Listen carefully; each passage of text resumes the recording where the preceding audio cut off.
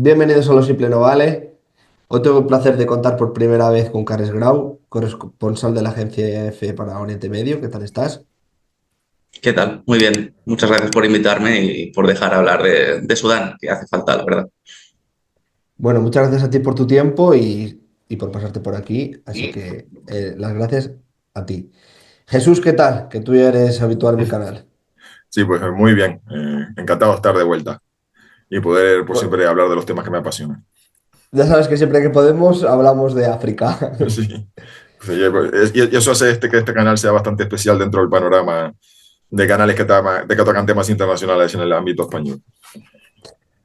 Bueno, vamos a hablar de un tema importantísimo que es Sudán. Está sucediendo muchas cosas importantes, muriendo gente allí actualmente.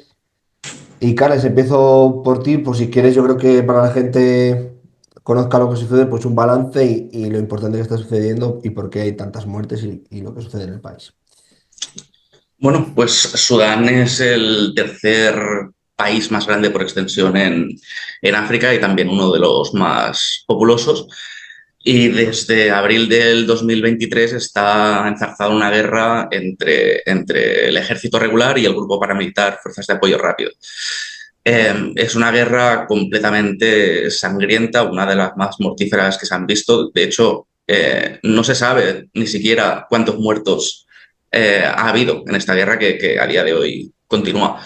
Según algunas estimaciones ya antiguas proporcionadas por Estados Unidos, la cifra rondaría los 150.000 muertos de momento, pero cada día hay combates, cada día mueren cientos de personas, cada día descubren nuevas fosas comunes y se ha convertido, en palabras de la ONU, en el escenario de la peor crisis humanitaria de todo el planeta. Al final estamos hablando de alrededor de 13 millones de personas que se han visto obligadas a abandonar sus hogares, entre ellas 4 millones aproximadamente que han buscado refugio en otros países. Hay alrededor más de 30 millones de personas que requieren algún tipo de ayuda humanitaria. Hay 20 y pico millones de personas también que están en riesgo de hambruna. Y en total, pues es una catástrofe de unas dimensiones inconmensurables, la verdad. Jesús. Bueno, pues yo lo que quiero destacar es la internacionalización del conflicto, que es lo que más le hemos prestado atención a desde OSIN Sahel. En OSIN Sahel nos especializamos en el Sahel occidental, es decir, cuando hablamos del Sahel tenemos que pensar que es esa franja semiárida que va de costa a costa, y lo que pasa es que nos hemos centrado tanto en lo que pasa en la triple frontera entre Mali, Níger y Burkina Faso, que nos olvidamos que Sudán y Eritrea y Djibouti también son Sahel. Entonces, no le hemos prestado, es decir, nuestra prioridad aquí por todo lo que afecta a España desde el África Occidental, pero la cuestión es que en cuanto a volumen y a cifras cuantitativo, la de Sudán es una crisis mucho más grande. Pero ahí hay una cosa que es lo que quería destacar, que es lo que más nos ha llamado la atención, por eso, porque a pesar de que no sea nuestro campo de especialización, como está todo interconectado, lo que estamos viendo es que en este mundo multipolar ya no, o sea, las crisis no las podemos ya definir en dos bandos. En la vieja Guerra Fría todavía una guerra y tú dices, bueno, ¿a qué bando apoya Occidente y a qué bando apoya el bloque comunista? Y entonces eso era más o menos relativamente fácil. Ibas a Angola, ibas a Chad y decías, ah, mira, estos son los que apoya Estados Unidos y sus aliados y estos son los que apoyan. En este mundo multipolar empiezan a entrar otros actores, por ejemplo, Emiratos Árabes Unidos. Emiratos Árabes Unidos es una petromonarquía que está en el Golfo Pérsico y que tiene una política africana. Es decir, hace poco se anunciaba que habían firmado un contrato para una planta fotovoltaica en República Centroafricana, pero más allá de eso han donado ayuda militar a Mali y tienen una presencia muy grande en Chad. Han apoyado, financiado los campos de refugiados de los sudaneses que huían a Chad, pero el plan de fondo era crear bases de apoyo logístico. Y además, hay una serie de investigadores en el campo de la inteligencia de fuentes abiertas, un concepto que en inglés se llama OSINT, es el acrónimo OSINT, que es el que está presente en el nombre de nuestra organización, OSINT Sahel, y que llevaban, y los hemos compartido, o sea, no es un trabajo nuestro, pero es tan bueno que lo hemos compartido, haciendo un seguimiento de la cantidad de aviones de transporte militar que salen desde Emiratos y pasan por Libia, porque aquí hay esta otra, cuando hablo de la internacionalización del conflicto, la entrada también del papel de Libia o de la Libia de Haftar y están metiendo mucha ayuda militar. Es decir, ahí tenemos entonces un puente aéreo que va de Emiratos a Somalia, o de Somalia llega la ayuda a Sudán, luego están también, ha habido movimientos, caravanas de vehículos que vienen desde Libia, entonces ya no es un conflicto en el que simplemente con que Washington y Moscú descuelguen el teléfono o que Washington y Pekín descuelguen el teléfono se resuelve, sino que aquí hay más actores implicados. Y por el camino hemos visto que estaban implicados también Rusia, porque fue uno de los primeros países donde entró Wagner en África, con los ucranianos mandando para allá fuerzas especiales en una operación de venganza, de intentar a eliminar miembros de Wagner, o sea que se empieza a saber las capas y las capas de internacionalización de este conflicto, y bueno, y por supuesto, Emiratos no solamente está utilizando Somalia y Chad como parte de ese apoyo logístico, o sea, puente o nodos logísticos, sino que ha contratado mercenarios colombianos, que es otra de las cosas que nos ha llamado la atención y que sabemos porque han circulado una serie de vídeos grabados por colombianos que los identificamos por el acento paisa, o sea, por el acento de la región de Medellín y más al norte, o sea, que tienen un acento muy característico, un acento regional muy característico, que no es de ningún otro lugar de Sudamérica, y aparte que sabíamos que Emiratos tiene contratados a colombianos para participar en sus guerras, como en el que han estado presentes en Yemen y demás. Bueno, creo que me estoy enrollando, pero que para que pensemos que,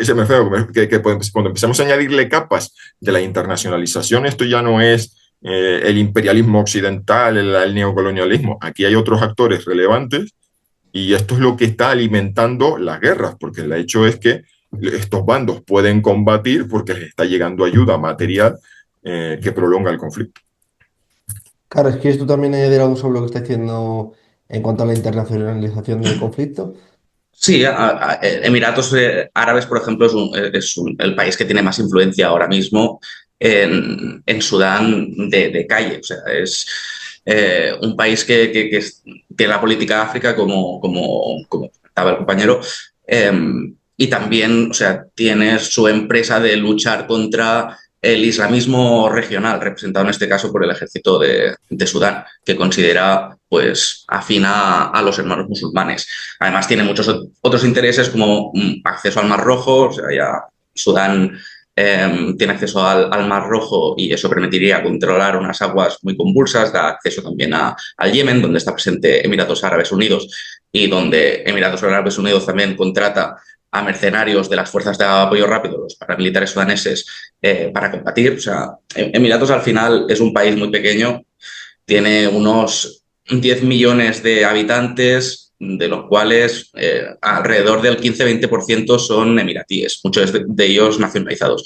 Además cuenta con un ejército muy pequeño, que ronda, no sé si los 70.000, los 80.000 efectivos aproximadamente. Entonces, pues lo que opta es por pagar a personas, bueno, a grupos armados para que intervengan en los conflictos en los que Emiratos no quiere poner a su propia sangre, como hemos visto pues, en Sudán, como hemos visto también en Libia, donde las milicias de las fuerzas de apoyo rápido también combaten en apoyo a Haftar.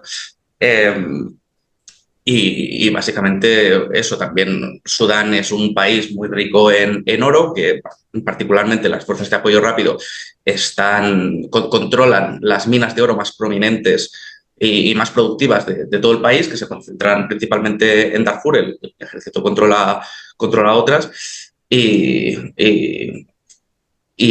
o sea, el ejército de Sudán también ha denunciado muchas veces el apoyo de Emiratos a los paramilitares y lo ha presentado con pruebas, con fotos de OSINT, también con imágenes satelitales de cuando vienen aviones para Sudán, para Darfur, para proveer armas y munición a las fuerzas de apoyo rápido. También ha incautado pasaportes de mercenarios colombianos. Y ha presentado muchísimas pruebas de que los colombianos están participando. O sea, hemos visto vídeos en redes sociales incluso de mercenarios colombianos cantando un reggaetón en los blindados mientras estaban asaltando la ciudad de Al-Fasher, que es el último bastión del ejército en la región de Darfur. Entonces, pues La influencia de Emiratos es enorme, es su empresa, y cuando las fuerzas de apoyo rápido perdieron Jartum, por ejemplo, este pasado marzo, a finales de marzo, eh, se veía que el conflicto se iba a decantar más para el lado del ejército y, en cambio, pues Emiratos de alguna manera ha redoblado sus esfuerzos para hacer caer la balanza otra vez del lado de las fuerzas de apoyo rápido. ¿Querés añadir algún país más que quisieras mencionar fuera de Sudán también que tenga una, no igual que Emiratos, pero también una creciente influencia en el país? Bueno, de parte del ejército sudanés tenemos a Egipto, pero sobre todo es apoyo político. Al final, los paramilitares están muy aislados dentro de la comunidad internacional. Solo hay algunos países que hacen frontera con Sudán que sí que les dan un poco de bola, porque al final pues, son países pues, muy empobrecidos, muy corruptos, y que al final pues, su integridad territorial depende del resultado de este conflicto y tampoco quieren ver comprometidas sus fronteras. Entonces, vemos que hay muchas contradicciones también dentro de este conflicto, porque algunos bandos unas veces apoyan a unos, otras veces apoyan a otros en función de cómo vaya la guerra, porque al final es como si al otro lado de la frontera tengo a los paramilitares, pues tendré que lidiar con ellos, y si es con el ejército, pues con los otros. Sí que hay pruebas, por ejemplo, de que Irán está proporcionando drones y algún tipo de armamento al ejército sudanés. Eh, Rusia, por ejemplo, también, o sea, ha estado virando a apoyar un poco a los paramilitares con los Wagner, y después ahora está más con el ejército porque el ejército controla todo lo que viene a ser la costa del Mar Rojo, y Rusia tiene un interés muy grande en tener un puerto logístico y militar ahí. Entonces, pues es un conflicto lleno de contradicciones, muy complejo, y que el tiempo dirá lo que sucede. Jesús. Sí, yo precisamente quería señalar eso, el papel de Rusia, porque si uno mira en las alianzas, por ejemplo, en la guerra de Libia, en la parte oriental del país que controla el mariscal Haftar, los dos principales apoyos eran Rusia y Emiratos Árabes Unidos. Y luego nos trasladamos al conflicto de Sudán, y llegó un momento en el que tanto Rusia como Emiratos Árabes Unidos estaban en bandos opuestos.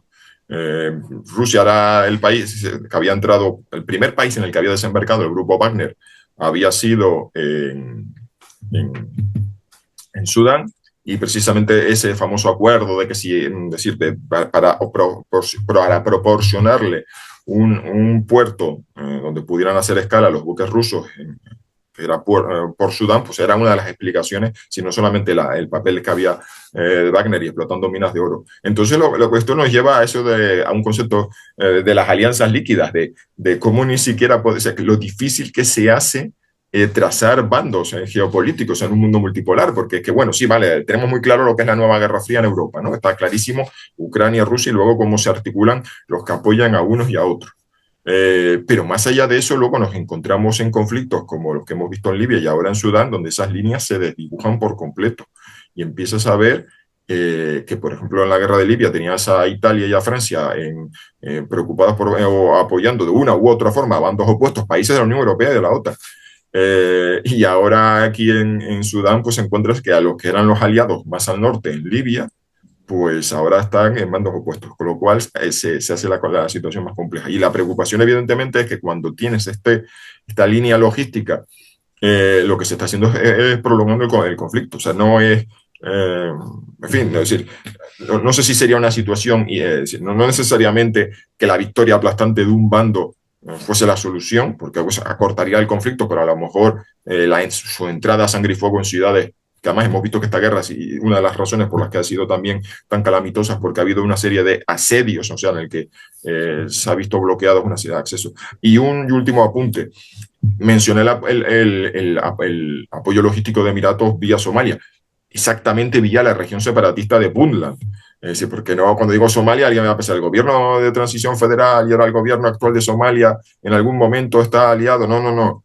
Hay una región separatista en Somalia, justo la que forma el auténtico cuerno de África, la puntita de Somalia, que correspondía a lo que había sido la Somalia italiana, que tiene un gobierno autónomo y que ha recibido apoyo por parte de Emiratos Árabes Unidos, Primero, con la justificación de la lucha contra la piratería.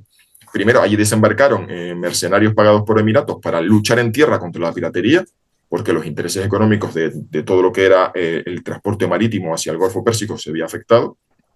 Y ahora que los Emiratos están apoyando a ese gobierno separatista, permitiéndole pues, tener unas fuerzas que luchan contra los yihadistas y proteger su frontera y vivir más o menos una vida autónoma respecto al débil gobierno central, pues esa región, claro, la generosidad emiratí no corresponde uno a los intereses de mantener la seguridad marítima para poder ellos tener pues, sus negocios, y dos, luego esos aeropuertos y esas bases logísticas que han construido se están empleando en el conflicto de Sudán. Cara, no sé si quieres comentar también alguna cosa más, si no, te pregunto en quién crees hacia dónde puede dirigirse el conflicto, si crees que algún mando tiene más fácil o más factible una victoria contundente en la guerra. No sé cómo lo ves. A ver, o sea, todos los analistas, incluso los propios sudaneses, a día de hoy te van a decir que lo más probable es que Sudán se vea dividido en dos partes. Lo que viene a ser toda la parte oriental y nororiental, todo el transcurso del Nilo, que es lo que controla el ejército, y después la región de Darfur y partes de la región surcentral de Kordofán, ¿no? Que esas son las claves ahora mismo en el conflicto. La región de Darfur, o sea, es clave porque siempre históricamente ha sido una región de tribus nómadas, muy conflictiva porque ha habido siempre enfrentamientos históricos entre tribus de origen árabe y tribus de origen africano. Y es una región también pues, muy rica en recursos, tiene el monte más alto de Sudán, y ahora mismo es donde se están concentrando principalmente los combates. Ya te digo, cuando empezó la guerra, en abril de 2023, que fue pues, un golpe muy duro para el ejército, las fuerzas de apoyo rápido tomaron el control de Jartum, que está más al norte, y se hicieron con gran parte del país y expulsaron al ejército y al gobierno controlado por la cúpula militar a por Sudán, más al norte, que es una zona pues, que está bastante ahora alejada de los combates. Entonces, después de una larga ofensiva, ya te digo, en marzo pasado, a finales de marzo, el ejército logró recuperar Jartum y toda el área metropolitana, porque consiguieron romper el asedio y cercar todo lo que es el estado de Jartum. Esto vino, o sea, para que veas un poco también de cómo va el conflicto, de las falsas alianzas y la volatilidad del asunto a nivel internacional, también pasa a nivel interno. O sea, el ejército sudanés consiguió una ventaja militar respecto a las FARC precisamente por la deserción de uno de los comandantes de los paramilitares más importantes, que se llama Abu Akel Keikel, que era el comandante de la región de Gezira, que está más abajo de Jartum. Entonces, pues todas las fuerzas que estaban controlando de los paramilitares, esa región clave para conectar Jartum con lo que es la región de Darfur, pasaron al bando del ejército y lograron completamente cercar Jartum. Entonces, los paramilitares nunca, o sea, la retirada de Jartum, que fue un golpe durísimo, no solo a nivel militar, sino también a nivel político, porque están en una fase también de buscar apoyos, o sea, están como queriendo impulsar también negociaciones de paz, hablando con agencias humanitarias, pues fue un golpe muy duro. Y ellos nunca lo calificaron como una derrota, lo calificaron como un redespliegue. Y se fueron todos para para Darfur, perdón, y para Kordofán, donde ahora mismo se están centrando los combates específicamente en la localidad de Al-Fasher, que es el único sitio en toda la región de Darfur que está en manos del ejército y que está bajo asedio desde abril o mayo del año pasado. Y precisamente es donde están ahora mismo los mercenarios colombianos, donde se está concentrando la ofensiva desde principios de 2025. O sea, ahí Al-Fasher al final es una zona que ya acogía a un gran número de desplazados internos del conflicto de Darfur, que entre 2003 y 2008 dejó alrededor de 300.000 muertos, según Naciones Unidas. Y hay dos campos de desplazados súper importantes. Uno de ellos es el campo de desplazados de Zamzam, que albergaba a cientos de miles de personas. O sea, era una ciudad, no era un campamento. Y desde que los paramilitares tomaron este campamento, que fue este pasado de abril, han vaciado completamente, bueno, aparte de que han masacrado a parte de la población, han vaciado completamente el campamento de civiles y han instalado un cuartel militar enorme donde precisamente los mercenarios colombianos se dedican a entrenar a las fuerzas paramilitares y lanzan ataques también desde ahí contra el Fasher. Entonces, el Fasher de momento está resistiendo. Veremos, a ver, o sea, el ejército al final lo único que tiene es la aviación y la alianza con grupos armados locales. En Darfur se llaman las fuerzas conjuntas, que son básicamente el ejército y otros grupos como el de Miniarco Minawi, que es el gobernador de Darfur, y o sea, una serie de grupos ex rebeldes que lucharon en el conflicto de Darfur de 2003 y ahora pues están del lado del ejército porque ven que lo que están haciendo las fuerzas de apoyo rápido son auténticas calamidades, o sea, y además que las difunden sin ningún tipo de escrúpulo. O sea, hemos visto cosas como, por ejemplo, ponían a presuntos colaboracionistas con el ejército, o sea, civiles, en fila, tumbados en el suelo y pasaban por un blindado por encima de los cuerpos, o sea, vivos, hasta la muerte, o sea, muertes por palizas, latigazos. Al final, o sea, siempre los dos bandos, tanto los paramilitares como el ejército sudanés, están acusados de crímenes de guerra. Los paramilitares, eso sí, o sea, también de crímenes de lesa humanidad, incluso de genocidio, de violaciones en masa, etcétera, etcétera. Y obviamente, o sea, nunca hay un bueno y un malo en una guerra, pero sí que si te das cuenta de los movimientos poblacionales y del desplazamiento interno que está teniendo lugar durante el conflicto, la población huye, o sea, de las zonas cuando llegan los paramilitares, que han arrasado aldeas, las han quemado hasta los cimientos, las han saqueado, o sea, han bombardeado hospitales, han utilizado personas como escudos humanos, están haciendo auténticas atrocidades que lamentablemente están pasando muy inadvertidas ante los ojos del mundo. Correcto, sí, sí, de esto no se habla normalmente. Jesús, después de todo lo intenso Yo que ha la... contado Carles, Uy, estoy aquí tocando algo que no deba. La sensación que tengo es como ese, es decir, ya mencioné el paralelismo con Libia, es una guerra como en la que la opinión pública no tiene consciente del juego de alianzas y toda la intensidad y la carne en el asador que pusieron las partes implicadas y llevó al final a un equilibrio. Si tenemos un país partido, entonces yo estoy con esa visión de que no es un conflicto en el que haya grandes potencias globales interesadas en poner ni tanto soluciones, o sea, soluciones desde el punto de vista de la pacificación o de la intervención armada.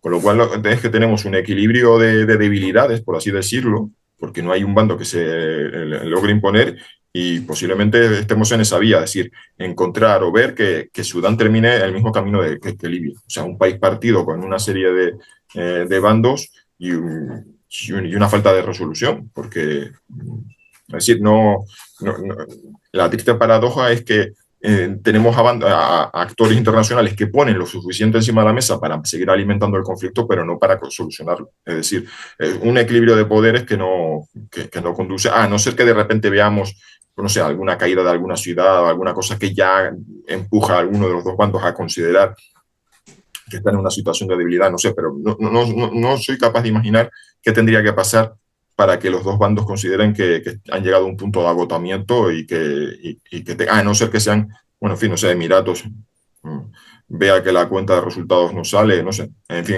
la cuestión es que al final tengo la sensación de que entre el olvido internacional y la falta y la debilidad sobre el terreno, vamos a ir hacia algún impasse o hacia algún tipo de equilibrio que nos convierta a Sudán en un estado roto y partido. es que al final con la cantidad de muertos que hay desplazados es increíble que no se le que no cope más los medios de comunicación, sobre todo de primer nivel, por así decirlo. Le da tanta importancia. Es que la cantidad de muertos que hay y de crímenes de guerra es increíble.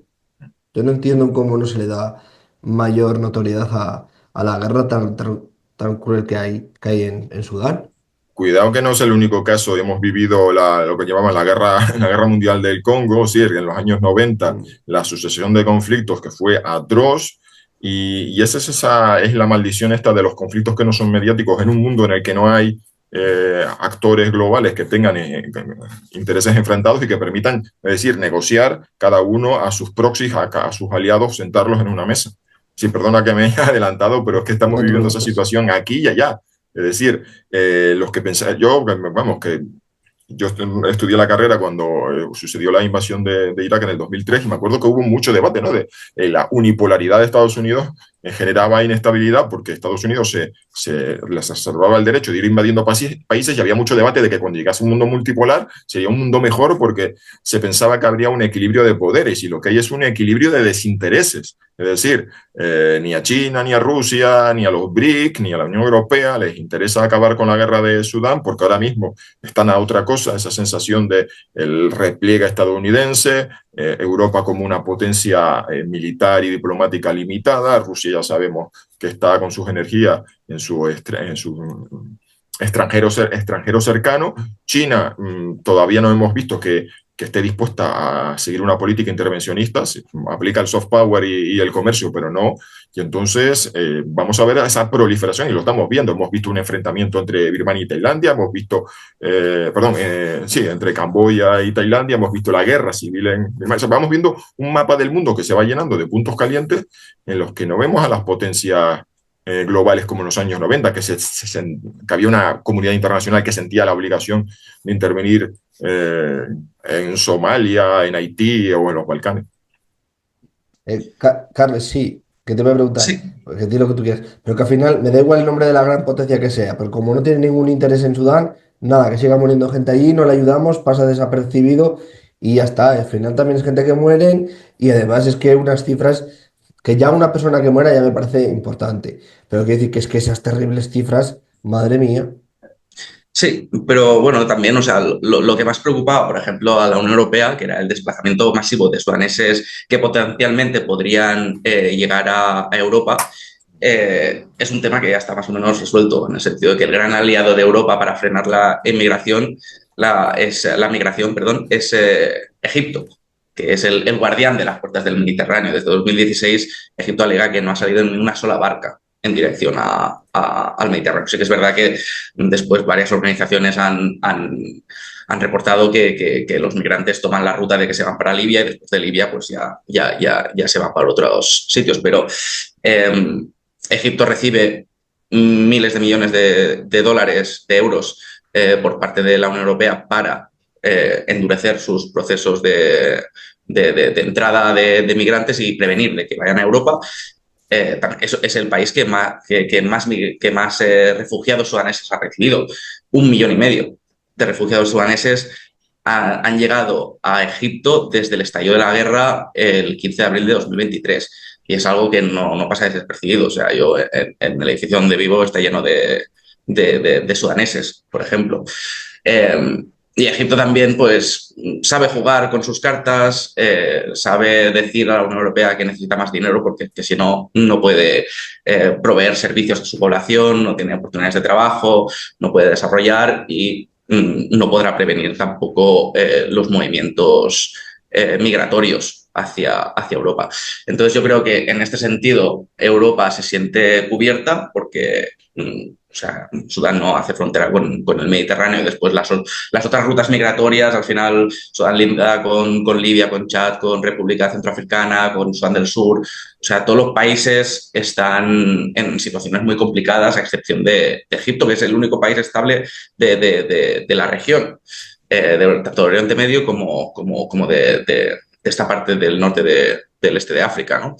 Entonces, pues esto para la Unión Europea está más que cubierto y después a nivel más político adoptan más una política de no intervención tampoco de denuncia, porque no, o sea, sí que han denunciado pues las matanzas y la situación humanitaria, pero tampoco se está haciendo absolutamente nada.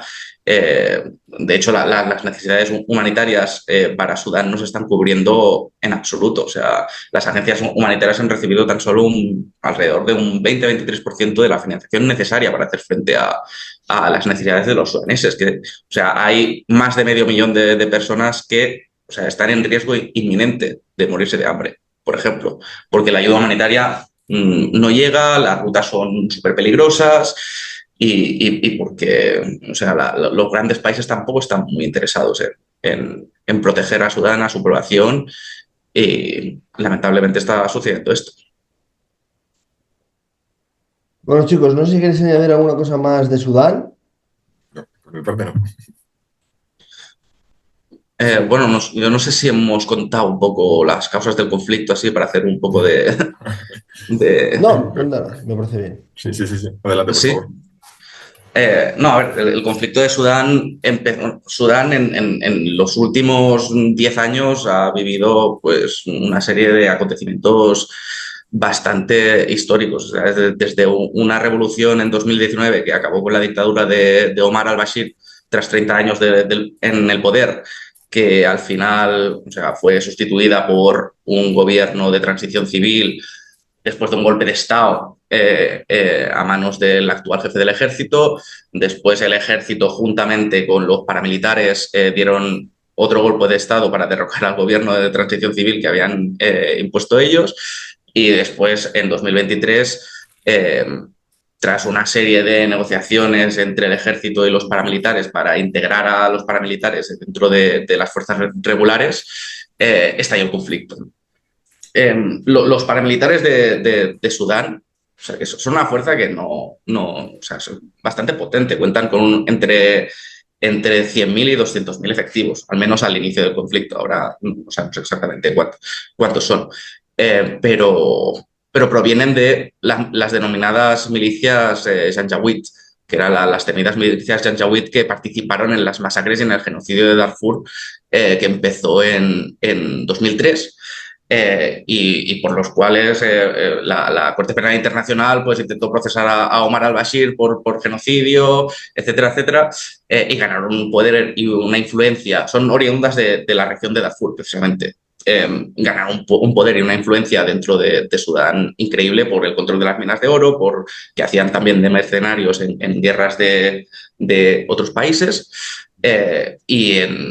Bueno, y le cayó una lluvia de sanciones al régimen de Omar al-Bashir por este genocidio, ¿no? Eh, entonces, a principios de la década de 2010, fueron integradas, o sea, fueron reconvertidas a lo que hoy conocemos las Fuerzas de Apoyo Rápido, las FARC, como una unidad paramilitar de protección de fronteras. Se le puso así un nombre un poco raro. Y se dedicaban pues básicamente a matar, a proteger las fronteras como sabían ellos. Bueno, también cabe destacar que los Janjaweed, o sea, los paramilitares, o sea, provienen de tribus árabes